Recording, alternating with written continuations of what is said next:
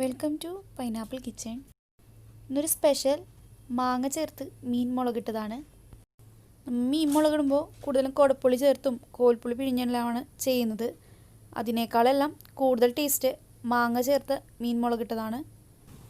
Easy ആയിട്ട് തനി നാടൻ സ്റ്റൈലിൽ ഇപ്പോൾ എങ്ങനെയാണ് മീൻ മുളകിട്ടത് ചെയ്യുന്നതെന്ന് നോക്കാം.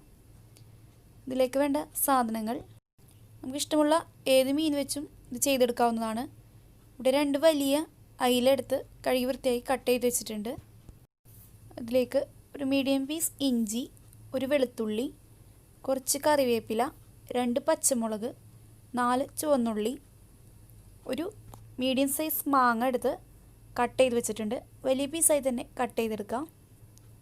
ഒരുപാട് പുളിയുള്ള മാങ്ങയാണെങ്കിൽ ഒരു ചെറിയ മാങ്ങ എടുത്താൽ മതി. അതിലേക്ക് വേണ്ട പൊടികൾ: 2 ടേബിൾ സ്പൂൺ നിറയെ കാശ്മീരി മുളക് പൊടി. സാദാ മുളക് പൊടിയാണ് എടുക്കുന്നതെങ്കിൽ 1.5 ടേബിൾ സ്പൂൺ മതിയാകും. 1/2 ടീസ്പൂൺ കുരുമുളക് പൊടി, 1/4 ടീസ്പൂണിൽ താഴെ മഞ്ഞൾപ്പൊടി, 3 ടേബിൾ സ്പൂൺ നിറയെ മല്ലിപ്പൊടി, പാകത്തിന് ഉപ്പ്, വെളിച്ചെണ്ണ, പാകത്തിന് വെള്ളം. ആദ്യം ഒരു പാൻ വെച്ച് കൊടുത്ത് ഇതിലേക്ക് 1 ടീസ്പൂൺ വെളിച്ചെണ്ണ ചേർത്ത് കൊടുക്കാം. ഇഞ്ചി, വെളുത്തുള്ളി, ചുവന്നുള്ളി ചേർത്തൊന്ന് വഴറ്റിയെടുക്കാം. 1 മിനിറ്റ് ഒന്ന് വഴറ്റിയെടുത്താൽ മതി. ലോ ഫ്ലെയിമിൽ വെച്ചിട്ട് മുളക് പൊടി, മല്ലിപ്പൊടി, മഞ്ഞൾപ്പൊടി, കുരുമുളക് പൊടി ചേർക്കാം. ഒന്ന് റോസ്റ്റ് ചെയ്തെടുക്കാം. 2 മിനിറ്റ് ഒന്ന് റോസ്റ്റ് ചെയ്തെടുത്താൽ മതി. പൊടികളുടെ എല്ലാം പച്ചമണം ഒന്ന് മാറി വരാനാണ് ഇങ്ങനെ ചെയ്യുന്നത്. ഇനി ഇതിലേക്ക് 1/4 കപ്പ് വെള്ളവും ചേർത്ത് നന്നായി അരച്ചെടുക്കാം. അപ്പോൾ നമ്മൾ അരച്ചെടുത്തിട്ടുണ്ട്. പൊടികളെല്ലാം വാട്ടിയെടുത്ത പാത്രത്തിലേക്ക് തന്നെ നമ്മൾ അരച്ച് വെച്ച മിക്സും പാകത്തിന് ഉപ്പും നമ്മുടെ മാങ്ങയും ചേർക്കാം. നന്നായി ഒന്ന് മിക്സ് ചെയ്ത് കൊടുക്കാം. പാകത്തിന് വെള്ളം ചേർത്ത് കൊടുക്കാം. 2 കപ്പ് വെള്ളമാണ് ചേർത്ത് കൊടുത്തിട്ടുള്ളത്. നന്നായി ഒന്ന് മിക്സ് ചെയ്തിട്ട് കറിവേപ്പിലയും പച്ചമുളകും ചേർക്കാം. നമുക്ക് കറി ഒന്ന് തിളപ്പിച്ചെടുക്കാം. ലോ ടു മീഡിയം ഫ്ലെയിമിൽ വെച്ചിട്ട് വേണം തിളപ്പിച്ചെടുക്കാൻ. കറി ഒന്ന് തിളച്ച് വന്നതിന് ശേഷം നമുക്ക് അടച്ച് വെച്ച് തിളപ്പിച്ചെടുക്കാം.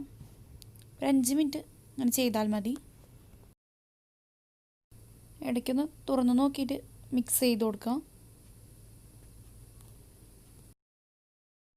ഇപ്പോൾ കറി നന്നായി തിളച്ച് വന്നിട്ടുണ്ട്.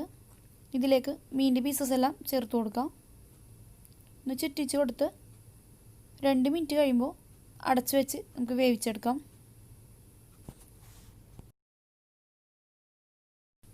ഇടയ്ക്ക് കറി ഒന്ന് തുറന്ന് നോക്കി ഒന്ന് ചുറ്റിച്ച് കൊടുക്കണം. അടച്ചു വെച്ച് വേവിക്കുമ്പോൾ മീനും മാങ്ങയെല്ലാം പെട്ടെന്ന് തന്നെ വെന്ത് കിട്ടും. ഒരു 5 മിനിറ്റും കൂടി അടച്ചു വെച്ച് തന്നെ വേവിച്ചെടുക്കാം.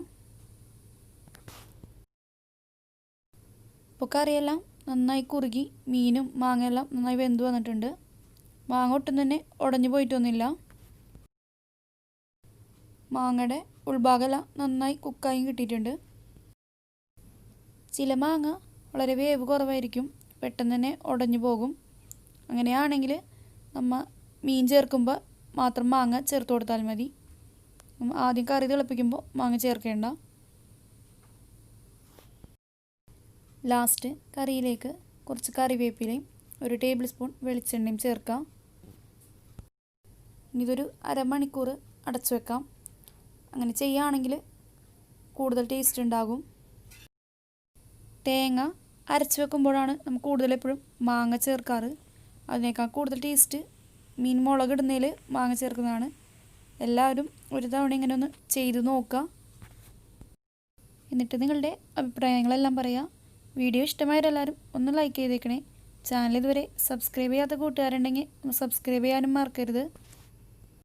തൊട്ടടുത്തുള്ള ബെല്ലൈക്കണിൽ ഓൾ എന്ന ഓപ്ഷൻ പ്രസ് ചെയ്താൽ ഞാൻ പുതിയ വീഡിയോസ് ഇടുമ്പോൾ നിങ്ങൾക്ക് നോട്ടിഫിക്കേഷൻ കിട്ടുന്നതാണ്. വേഗം തന്നെ കാണാനും സാധിക്കും.